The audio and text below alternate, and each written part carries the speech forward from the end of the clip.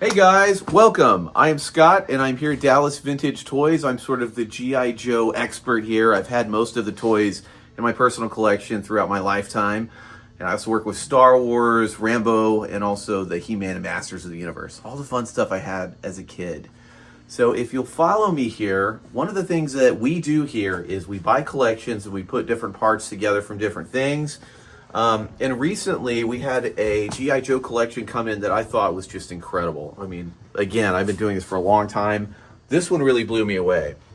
So what you're looking at here is the 1982-1983 line of G.I. Joe figures. Keep in mind, they're 43 years old at this point, so they're extremely fragile, especially the 82s. And I kind of set up a diorama, if you want to call it that, of this this group of G.I. Joe toys attacking this extremely rare toy that I've only seen a handful of them in all the years that I've been doing this. But this is the 1982 Sears Cobra Missile Command Center. And originally, when it came out, you just bought it. It was in a very thin box, and it's made of cardboard. Essentially, it's made of cardboard. And what you're looking at are the three figures that came with it, which is Cobra Commander, Straight Arm, the Straight Arm Cobra Officer, and the Infantryman. And also, behind it, if you look closely, you can see the file card holder, which is extremely rare. Because if you think, how many kids really held on to that? How many kids really put that away and it didn't get thrown out by someone's mom? I mean, if I would have had that as a kid, it would have gotten tossed, probably. So then down here, some of these are also from that collection. We've got the 82, 83, 84 figures. Really nice and white, clean Storm Shadow, which is one of my favorites. Pretty much one of everybody's favorites. And then also in this collection that came in, of course, there's always going to be a Dragonfly. There was a lot of those. And also, if you've ever seen the movie Chopping Mall, there's actually a scene that shows the Dragonflies just like hanging out at the mall. They all get destroyed, I think, by that giant robot that it's like the security guard that basically takes everybody out. But Chopping Mall, it's a classic. But right here, you're looking at the G.I. Joe and Cobra gliders. And again, those are extremely rare. It's from that same collection. They were made in 1983, and they came with a little piece of paper that you could send in to get additional parts for it, because Hasbro knew every kid that bought that was probably going to break it. So it's kind of interesting for us to have one right now here at the shop. Again, 43 years later. So then as we move a little further along, down here is another really, really cool piece. This is going to be the 2-pack, the Attack with a Vamp and the Hall. And those came together in a box set. I believe it was a Sears exclusive, and we hardly ever get those in. So, again, it's nice to see all this stuff in one place all together. So then moving forward, 85, 86 figures, including the Special Mission to Brazil, which are these guys right here. I think we sold Claymore, but we may be getting another one. And then down here is the red Hiss tank from 85 and the black Cat tank from 85. More Sears exclusives. And I just have them set up with all the other 85, 86 stuff. Down here, Cobra Night Raven. Everybody loves the Raven. And then moving on to 86 Sears exclusives is the Dreadnought Ground Assault, Dreadnought Air Assault. The Ground Assault is one of my personal favorites. I love the Air Assault too. I have both in my collection. And it's always exciting to see one come into the shop. So then I'll kind of finish this case off with more 86 stuff. Thunder Machine, Havoc, Tomahawk, and then various vehicles and equipment. Cobra Mambas are really cool, and that's actually from 87. And this was a sort of a break in the chain of my years, because the hydrofoil was 85, so I have that next to it. But generally speaking, you could get them at about the same time in stores. And then we'll move on to 87. And they really started doing some weird stuff in 87. A lot of Joe collectors kind of stop here. But the younger ones kind of start here. So there's like the astronaut. That's pretty cool. Then moving into 87 or 88, there's Tiger Force. And it just kind of goes on. More stuff down here. Really cool one I feel is the Cobra Bug. I had that one. And then Tiger Force is down below all the Tiger Force vehicles. What's your take on Tiger Force? I love it. I love the Tiger Force stuff. I have most of it. It's exciting stuff. I mean, as a kid, it's like G.I. Joe put out so much stuff that was Army green. It was kind of cool to see something that was, a little different. This one's really interesting, the paint. Yeah, that is actually the... so Tiger Force was supposed to fight the Python Patrol. Of course, Cobra had to have their own thing. That was the repaint of the Conquest X30. That was originally released in 86. This was released in 88 or 89. Is there many vehicles that have that type of paint, or is this the only one? There's only 3. So there's a Conquest, there is a ASP, and then there is a, the last one is the Cobra Stun. And we did have those earlier this week, but we sold them. So someone definitely saw the value in that. And then we kind of moved towards the end of the G.I. Joe line. Night Force was a big one that collectors really like. Night Force is kind of the darker themed ones. Yeah, right over here. It's crazy that it took them that long to get to that type of operation, considering the line. Yeah, that's a good point. And then right after, not too far after Night Force, they went with all the neon colors. And some of that, I think, had to do with the Ninja Turtle line being so popular and Toxic Crusaders and all of that stuff. So if you get down here to the bottom, you kind of finish off and everything's kind of warm orange and neon green and stuff. But yeah, guys, that's what we do here. I really enjoy doing this. It's pretty fun to kind of relive the action. It's a labor of love, but it's fun for me. So come into our shop, check it out. Feel free to call up here if you're looking for any parts or anything. I'm generally here on the weekends, but they always have notes for me. Leave me a note what you're looking for, and I'll call you back to see if I can find it. So look forward to it. Dallas Vintage Toys. It's Nick. And guess what I've been working on? You'll never guess. Loose Transformers. Yep, I know. Big shocker. Anyways, I want to show you guys all of my babies that I've been putting together throughout all the weeks.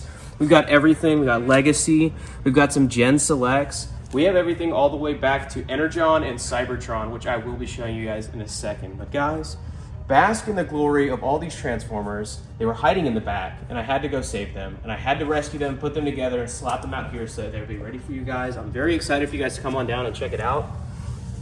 Some favorites in the case for me. I love this Grimlock that's in like the Trypticon colors. I really like that. I love Kingdom Rodimus. If anyone knows the anniversary of the 1986 movie, that is this year. So get excited, everyone. Come pick up your favorites from the film. As you can see, we got Galvatron in the back. We got tons of cool stuff, guys. We even have the Street Fighter collabs on that top shelf. Oh man, I gush over this case every time I see it. It's been a lot of hard work. Let's move down a little bit further so I can show you guys some more cool stuff that I've been pouring my blood, sweat, and tears into. We have a singular Blocky up front. And we're working on getting more of those, guys. I know those are like a big thing right now, especially with their Evangelion line and stuff. So I'm gonna try to get some more of those in.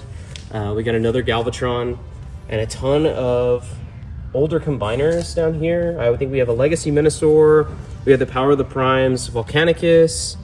And we have a Tidal Wave from all the way back. What is that from? Armada? I don't know. Yell at me later.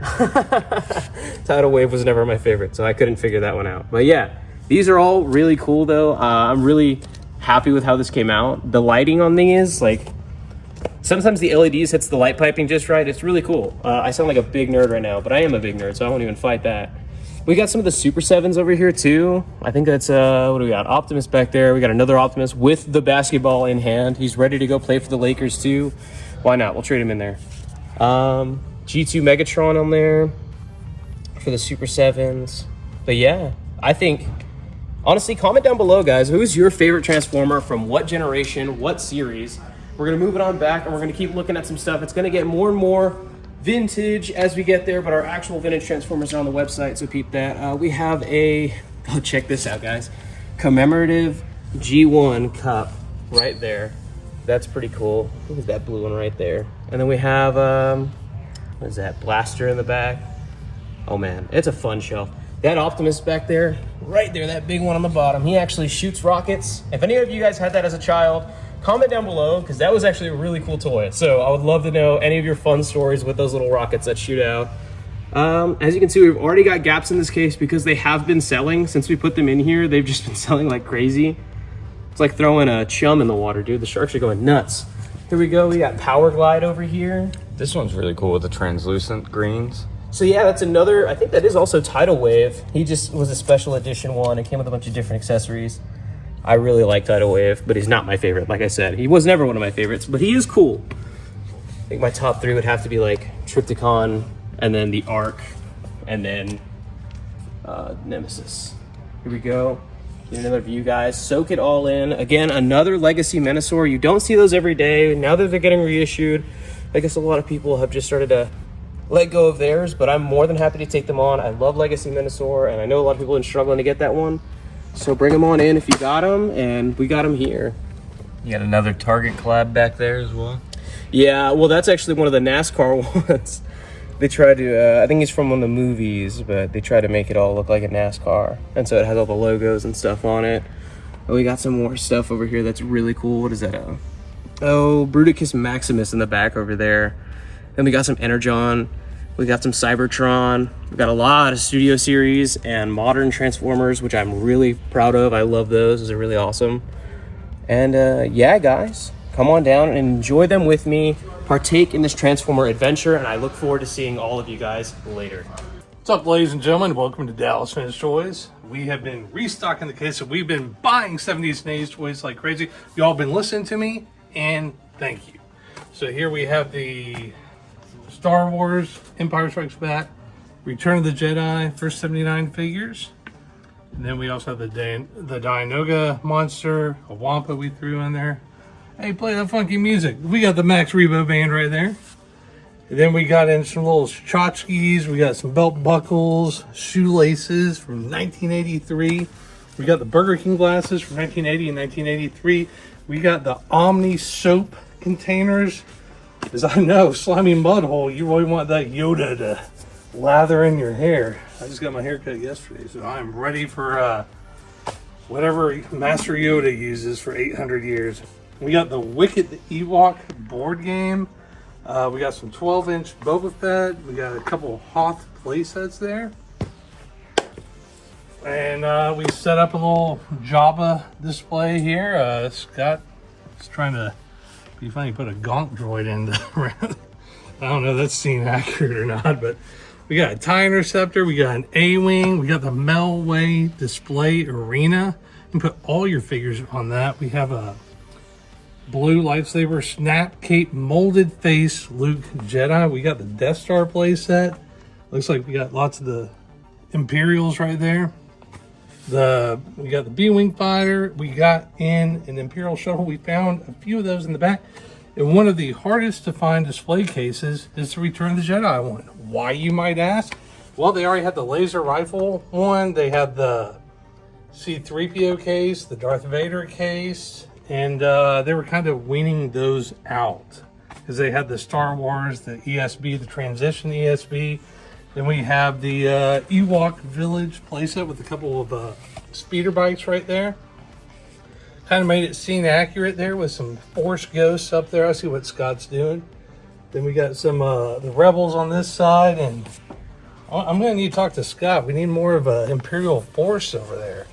I know we got more in the back, so whenever y'all come in, don't see anything that you're looking for, you probably got it in the back. Then let's see, looks like we got some ESB action. There's a Yoda right there. We need to put like Darth, oh, looks like they're trying to put some more figures there. So maybe that was the Darth Vader off to the side where he goes in the little cave. Then we got some Play-Doh action right there. We got remote control R2-D2. We got some of the bounty hunters up there. Looks like we're missing Bosk, and then Boba Fett's down below. Speaking of Boba Fett, we got a slave one right there that's being loaded up with Han and Carbonite. And then we got the Cloud Card people. We got Lobot there. And then we have a lot of the die-cast vehicles right below there. And one of my favorite pieces, I got one of these in my office, is the Sigma 1978 R2D2 ceramic cookie container. If you want to bling out, we got a C-3PO gold watch in there too. Speaking of more Sigma, what a better way than to drink out of a Gamorrean Guard, Leia, Luke X-Wing, or C-3PO in the morning. And more Sigma, we have more of these little statues right there. This is from 1983. We have Boba Fett right there, so that's what he looks like out of the deal. And we have the 12-inch figures. We have Luke Skywalker, Obi-Wan Kenobi, Princess Leia, Boba Fett, Darth Vader, Stormtrooper, and a very cool place that is the Droid Factory. That's where you can make the three-legged R2-D2. Only way to get it in the 1977 to 1984 run. Or you can make up your own little guys. And we have some vintage model kits in the bottom right corner. Those do not come in that often. And yeah, they're pretty cool. We got the melt away display stand with the 1, 2, 3, 4, 5, 6, 7, 8. Oh, we're missing Luke Skywalker. So we got the first 11. It's kind of like the 20 commandments, the 10 commandments. And we got the Sears Cantina. We have a boxed one in the back. Jawa Sandcrawler. I think we just got boxed one of those into. We have X-Wing.